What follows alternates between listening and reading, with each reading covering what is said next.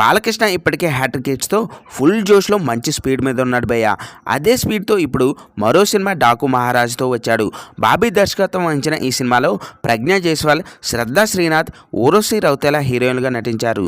Bobby dial విలన్గా చేశారు. సితారా entertainments fortune 4 cinemas పథకాలపై నాగవంశీ సౌజన్య నిర్మించారు. సో ఈ మూవీ ఇప్పటికే టీజర్, ట్రైలర్, పాటలతో ఆకట్టుకుందని చెప్పాలి. దబిడి దిబిడి పాట ఎంత పాపులర్ అయిందో తెలిసిందే. ఈ చిత్రం నేడు విడుదలవుతుంది. మరీ ముందుగానే యుఎస్ ప్రీమియర్స్ ప్రదర్శించారు. సినిమాను చూసిన వారంతా సోషల్ మీడియా ద్వారా పోస్టులు పెట్టి మూవీ ఎలా ఉందో వెల్లడిస్తున్నారు. ఈ నేపథ్యంలో డాకు మహారాజా ట్విట్టర్ రివ్యూ ఏంటో ఇప్పుడైతే చూద్దాం. ఫ్రెండ్స్, వీడియోలకు వెళ్లే ముందు ఒక లైక్ వేసుకొని కంటెంట్ నచ్చితే సబ్స్క్రైబ్ చేసుకోండి. ఇక విషయానికి వస్తే డాకు మహారాజా సినిమా పట్ల మిశ్రమ స్పందన లభిస్తుంది భయ్య. అయితే చాలా వరకు హిట్ బొమ్మ అంటున్నారు. కానీ కొంత రొటీన్ అనే కామెంట్లు అయితే వినిపిస్తున్నాయి. కొంత స్లోగా ఉంటుందట. నెక్స్ట్ ఏం జరుగుతుందో ఊహించేలా ఉంటుందట.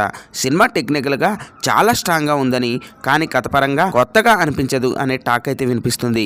క్లైమాక్స్ సినిమాకి మైనస్గా మారింది అంటున్నారు. ఇంకా చెప్పాలంటే డాకు మహారాజా బాలయ్య మార్క్ మాస్ ఎంటర్టైనర్ అని, సెకండ్ హాఫ్ ప్రారంభం ఎపిసోడ్ వరకు బాగానే ఉంటుందని, ఆ తర్వాత రొటీన్గా మారుతుందని, ఊహించేలా ఉంటుందని, స్లోగా సాగుతుందని తెలుస్తుంది.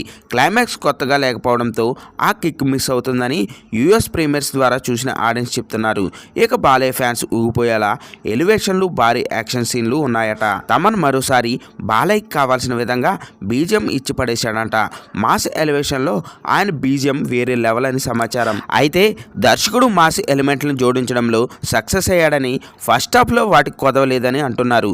అయితే ఫ్యామిలీ ఎపిసోడ్ కొంత డౌన్ అయినా బోర్ తెప్పించదని తెలుస్తుంది. ఓవరాల్గా ఫస్ట్ హాఫ్ ఫ్యాన్స్కి ఫీస్ట్ లా ఉంటుందట. కొన్ని సీన్లు డౌన్ అయినా ఆ ఫీల్ తెప్పించదని చెప్తున్నారు. విజువల్స్ సినిమాకి మరో అసెట్ అంటున్నారు.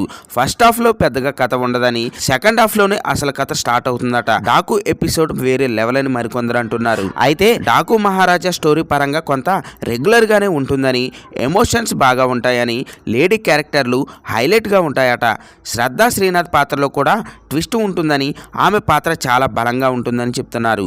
బాలయ్య స్క్రీన్ ప్రెజెన్స్, దర్శకుడు బాబీ డైరెక్టర్ బాలయ్యకి ఇచ్చిన ఎలివేషన్ వేరే లెవెల్ అని చెప్తున్నారు. ఇక తమన్ బీజిఎం సినిమా మొత్తానికి హైలైట్ అని అంటున్నారు.